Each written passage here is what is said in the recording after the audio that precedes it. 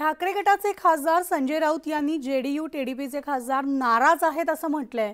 त्यावर शरद पवारांनी महत्त्वाची प्रतिक्रिया दिली आहे। असं काही माझ्या ऐकण्यात आलेलं नाही।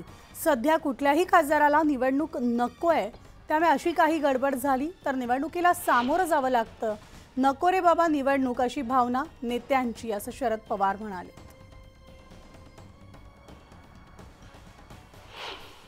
अब नीतीश कुमार वो पहले वाले नीतीश कुमार नहीं रहे, जो लोकतंत्र बचाने के लिए कभी जेल में गए थे, संघर्ष करते थे, जयप्रकाश नारायण के बहुत करीबी रहे थे। अब नीतीश कुमार की तबीयत, उनकी हेल्थ, उनकी मानसिकता बहुत ही खराब है।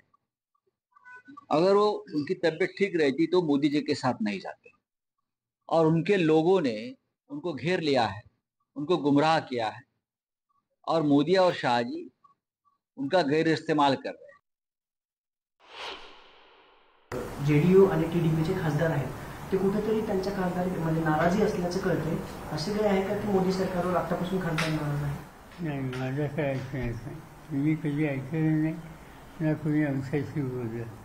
आणि खरं सांगायचं त्यांच्या फादरांचं सेशन खऱ्या अर्थानं उद्यापासून सुरू होणार आहे। आणि फादरांचं सेशन हे 2 दिवसाचं, 3 दिवस, त्यामुळे 2-3 दिवसात असं करणंही शक्य नाही। खासदारांच्या भीती होणार नाही।